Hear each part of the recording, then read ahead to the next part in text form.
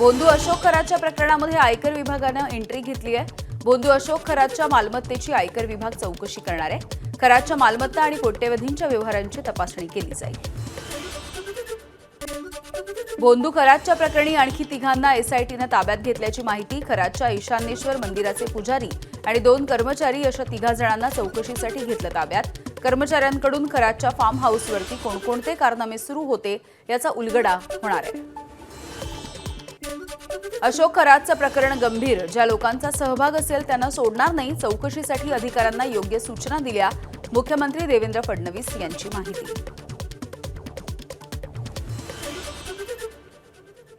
आता डीजींना मी सांगितलेलं आहे की त्यांनी याचं मॉनिटरिंग करायचं आहे। याच्यामध्ये एसआयटी तयार केलेली आहे। नाशिक सीपी आणि एसआयटी मिळून या ठिकाणी हे काम पूर्ण करत आहेत आणि मला असं वाटतं की या संदर्भात कुठल्याही परिस्थितीत कोणालाही स्पेअर केलं जाणार नाही। अशोक खरातच्या प्रकरणी राजकारण करू नका। ज्यांनी खरातच्या संस्थेला पाणी दिलं त्यांना नेमकी काय शिक्षा करायची? आरोप करणाऱ्यांना मुख्यमंत्री देवेंद्र फडणवीस यांचं उत्तर। मंत्रिमंडळाची बैठक घेऊन खरातला 40 किलोमीटर पाण्याची पाईपलाईन दिल्याचा आरोप। कोणी भेटलंय अशा याच्यावर जर कारवाई आपण करायला लागलो तर मला असं वाटतं की मग तुम्हाला माहिती आहे की कोण कोण काय काय कसं कसं करायचं। आता कालच तुम्ही देखील त्यांना आउट ऑफ टर्न पाणी कोणी दिलं, कसं दिलं, 40 किलोमीटर पाण्याची लाईन कशी दिली, हे सगळं तुम्ही काल दाखवलेलं आहे।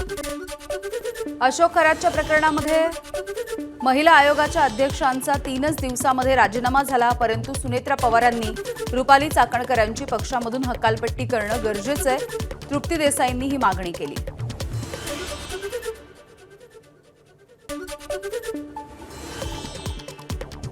अशोक खरात प्रकरणात 3च दिवसात महिला आयोगाच्या अध्यक्षांचं पद गेलं। माझी सुनेत्रा पवारांना विनंती आहे की आपण या पक्षाच्या राष्ट्रीय अध्यक्ष आहात आणि अशा व्यक्तीला आपल्या प्रदेशाध्यक्ष पदावरून जे आहे ती तातडीनं हकालपट्टी आता करणं गरजेचं आहे।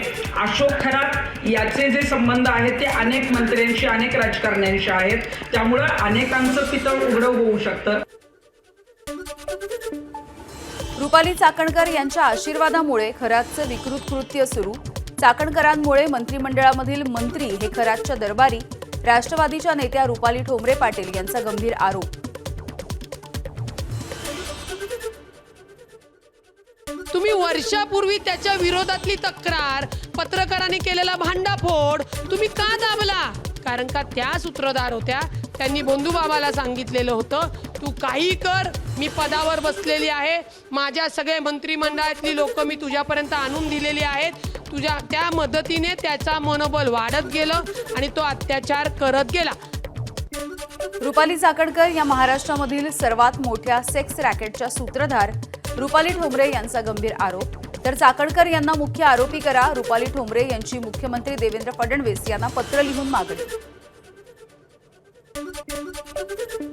अशोक खरातच्या प्रकरणामध्ये रुपाली चाकणकर यांना तात्काळ अटक करणं गरजेचं आहे। राष्ट्रवादीच्या नेत्या रुपाली ठोंबरे पाटील यांची पुन्हा एकदा मागणी। चाकणकरांना अटक केल्याशिवाय सत्य बाहेर येणार नसल्याची देखील भूमिका।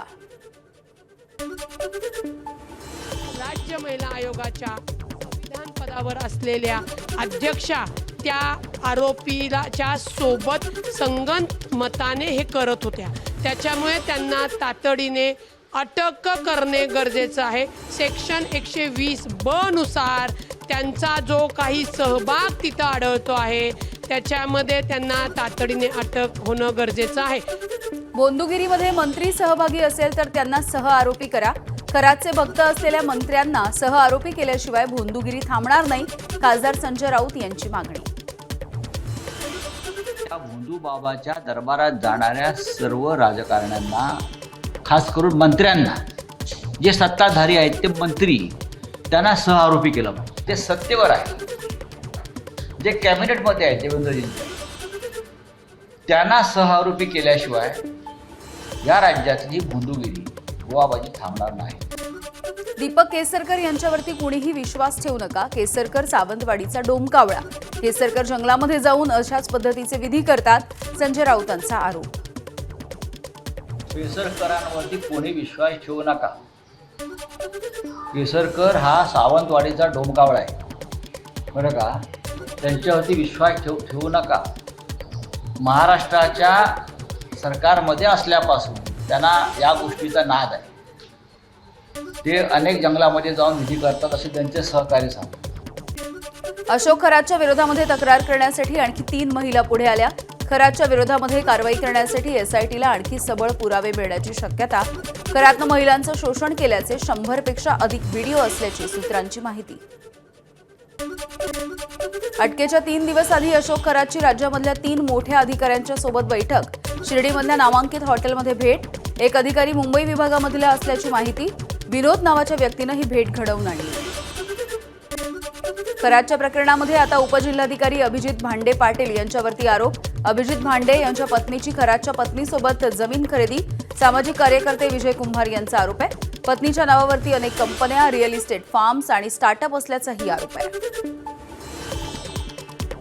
बोंदू खरातवरती आता वन्यजीव कायद्याची टांगती तलवार. तांत्रिक विधीसाठी कोल्ह्याचे कान आणि सुगंधी कस्तुरीचा वापर केल्याची माहिती. अनिसच्या पदाधिकाऱ्यांकडून चौकशीची मागणी. भोंदूबाबाच्या नादाला लागणारे भक्त नेमके कोण? भोंदूबाबा अशोक खरातवरून अभिनेता अतुल कुलकर्णी यांचे लोकांना सवाल. अंध होण्याला कारण नेमकं कोण? करणारे की होणारे? कुलकर्णी यांच्याकडून प्रश्न उपस्थित.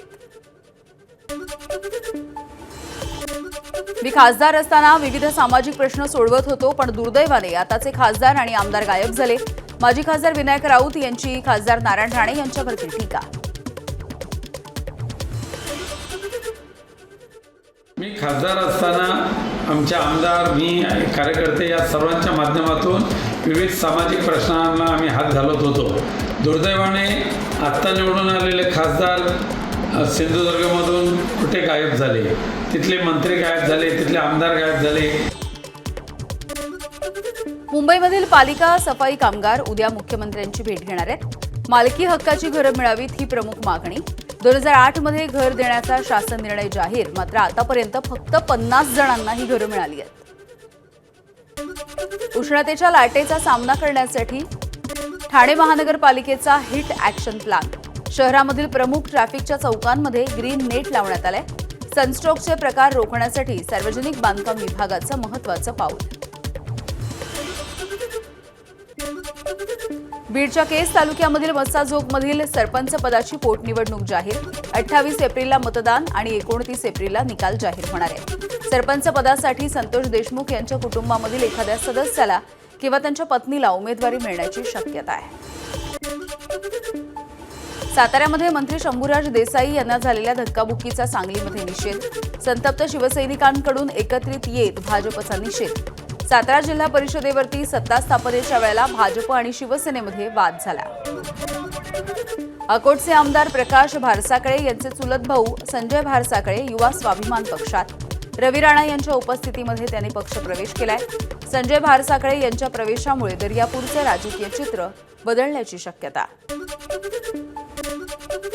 सिंधुदुर्गामध्ये तळकोकणात नाचणीच्या पिकावरती ढगाळ वातावरणाचं संकट आहे. शेतकऱ्यांची चिंता वाढली आहे. काढणीसाठी तयार करण्यात आलेली नाचणी ही धोक्यात येण्याची शक्यता आहे. अवकाळी पाऊस पडला तर नाचणी गळून मोठं नुकसान होण्याची भीती आहे. बीड जिल्ह्यामधील 156 हेक्टरवरच्या पिकांना अवकाळी आणि गारपिटीचा तडाखा. प्रशासनाचे पंचनाम्याचे आदेश. 136 हेक्टरवरती बागायत आणि 20 हेक्टरवरती फळबागांचं नुकसान. राज्यामध्ये झालेल्या पूर्वमोसमी पाऊस आणि गारपिटीचा पिकांसह फळबागांना मोठा फटका बसलाय. त्यामुळे राज्यामधील 51,488 हेक्टर क्षेत्रावरच्या रब्बी पिकांसह फळबागांचं देखील मोठं नुकसान झालंय. सोसाट्याचा वारा आणि वादळामुळे झाडं, घरं आणि पशुधनाच्या गोठ्याचं देखील नुकसान. हवामान बदलाचा धाराशिवमधल्या आंबा उत्पादकांना मोठा फटका. आंबा गळतीमुळे शेतकरी आर्थिक संकटात, तर पंचनामे करून तातडीनं मदत द्यावी अशी शेतकऱ्यांची मागणी. धाराशिव जिल्ह्यातील आंबा बागायतदाराचं पूर्ण 99% नुकसान झालेलं आहे. तवराचं धुका आणि धुईमुळे आणि आहेत हे आंबे हे पूर्ण गळून चाललेले आहेत. त्यामुळं धाराशिव जिल्ह्याला कोकणाप्रमाणे पॅकेज देऊन तात्काळ पंचनामा करून नुकसान भरपाई द्यावी ही आम्हाला शासनाला सिंधुदुर्गामधल्या नांदगाव इथे मुंबई गोवा महामार्गावरती उद्या चक्काजाम करणारच. शेतकरी नेते राजू शेट्टी यांचा इशारा. शेतकऱ्यांना आंब्यासाठी हेक्टरी 5 लाख आणि काजूसाठी हेक्टरी 3 लाख रुपये नुकसान भरपाई देण्याची मागणी. वातावरणामधल्या बदलामुळे आंबा आणि काजूला फटका बसतोय. मुंबई गोवा राष्ट्रीय महामार्ग चक्काजाम करून रोखून धरायचा निर्णय 12 मार्चलाच आम्ही पालकमंत्र्यांच्या मार्फत सरकारला कळवलेला होता. 10 दिवस थांबलो आम्ही, परंतु निर्णय काय अजून झालेला नाही आहे. म्हणून ठरलेलं आंदोलन हे 23 मार्चला सकाळी 10:30 वाजता नांदगाव जिल्ह्याला होणार म्हणजे होणार. आंबा बागायतदारांना हेक्टरी 5 लाख आणि काजू बागायतदारांना हेक्टरी 2 लाख रुपयांची मदत द्या. आमदार भास्कर जाधव यांची मुख्यमंत्र्यांकडे मागणी. खराब हवामानामुळे आंबा आणि काजूच्या बागांचं मोठं नुकसान झालंय. माननीय मुख्यमंत्री महोदयांनी सांगितलंय की अधिवेशन संपण्यापूर्वी कोकणाची मदतीची घोषणा ही मी विधानसभेत करेन, विधिमंडळात करेन. आपण आंबा बागायतदारांच्या नुकसान भरपाई करता हेक्टरी 5 लाख रुपये आणि काजू करता 3 लाख रुपये आपण मागितले. सिंधुदुर्गामध्ये ढगाळ वातावरण, दाट धुकं आणि अचानक वाढणाऱ्या उष्णतेमुळे काजू उत्पादनामध्ये 65 ते 70% घट झाली आहे. तर काजू बागांची साफसफाई, खतं, औषध फवारणी आणि मजुरीचा वाढता खर्च बघता उत्पादन घटल्यामुळे हा खर्च निघणं कठीण होऊन बसलाय. गोंदियामध्ये काँग्रेसचे नेते नाना पटोले यांनी हत्तींच्या कळपानं केलेल्या नुकसानीची पाहणी केली आहे.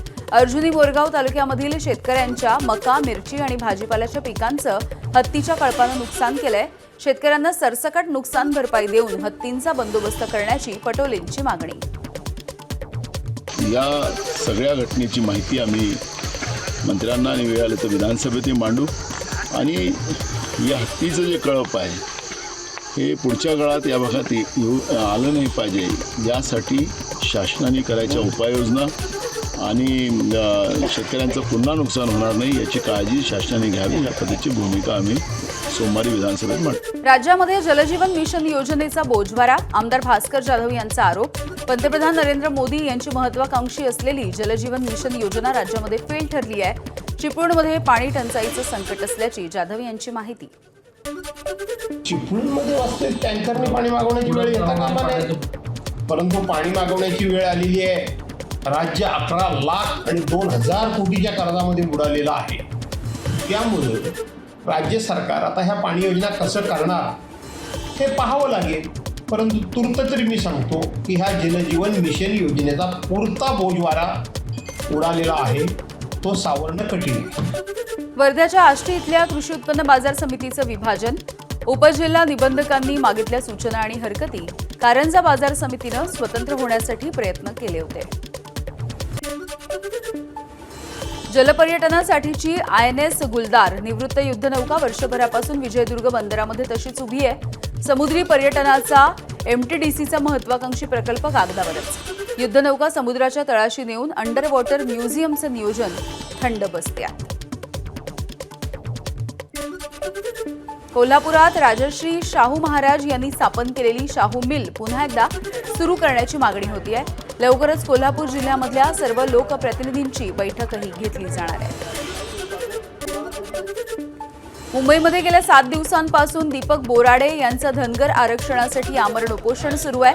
धनगड आणि धनगर हे एकच असून धनगर समाजाचा ST प्रवर्गामधून आरक्षण देण्याची मागणी आहे. आरक्षणाचा GR निघत नाही तोपर्यंत आंदोलन सुरू ठेवण्याचा निर्धार. मध्य प्रदेशातल्या इंदूरमध्ये भंगारच्या दुकानाला आग लागली. आगीमध्ये भंगाराचं दुकान संपूर्ण जळून खाक झालंय. शॉर्ट सर्किटमुळे आग लागल्याची माहिती आहे.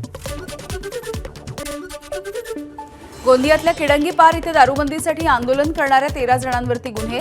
परवानगी नसताना महामार्ग रोखून धरल्याच्या प्रकरणी कारवाई.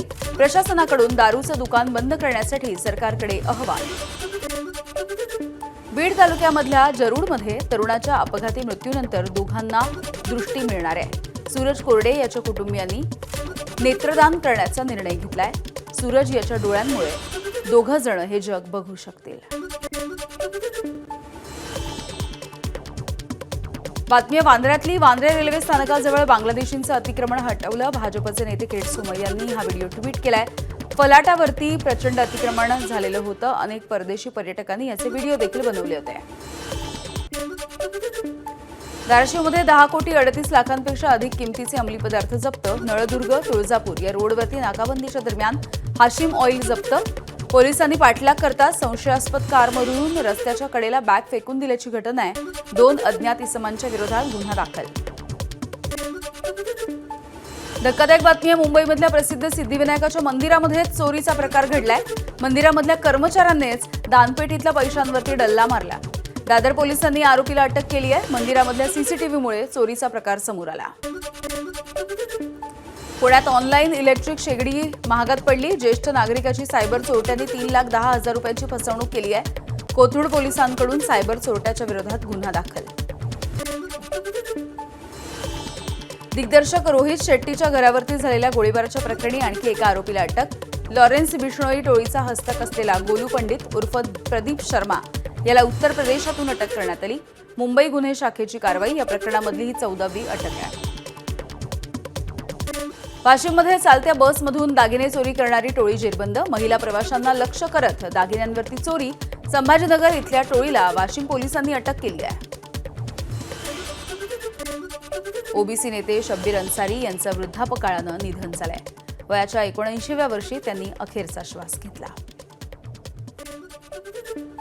भाजपचे प्रदेशाध्यक्ष रवींद्र चव्हाण यांनी मॉरिशसचे राष्ट्राध्यक्ष धरमबीर गोकुल यांची भेट घेतली आहे. या भेटीच्या दरम्यान भारत आणि मॉरिशसमधील मैत्रीच्या संदर्भात चर्चा, तर इंधन तुटवड्याच्या दरम्यान भारत सरकार आणि इंडियन ऑइल यांनी केलेल्या सहकार्याबद्दल त्यांनी आभारही मानले आहेत.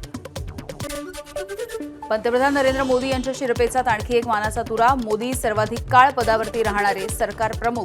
सिक्कीमचे मुख्यमंत्री पवनकुमार चामलिंग यांचा विक्रम मोडत चामलिंग हे 8,930 दिवस मुख्यमंत्री पदावरती होते. मोदींचा आज मुख्यमंत्री आणि पंतप्रधान पदावरचा 8,931वा दिवस आहे. 170 दिवसांच्या नंतर आपल्या लोकांना भेटून बरं वाटलं. आम्ही जे काही काम करतोय त्यासाठी नव्या सूर्योदयाची सुरुवात झाली आहे. सामाजिक कार्यकर्ते सोनम वांगचूक यांचं विधान. साथ देणाऱ्या सगळ्यांचे त्यांनी आभार मानले आहेत.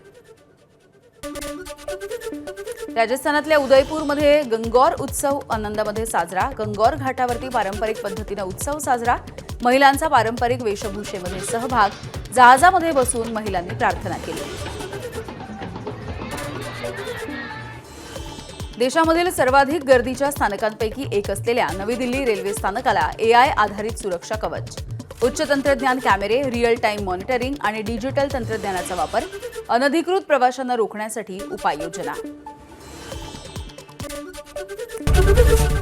ABP माझा, उघडा डोळे बघा नीट.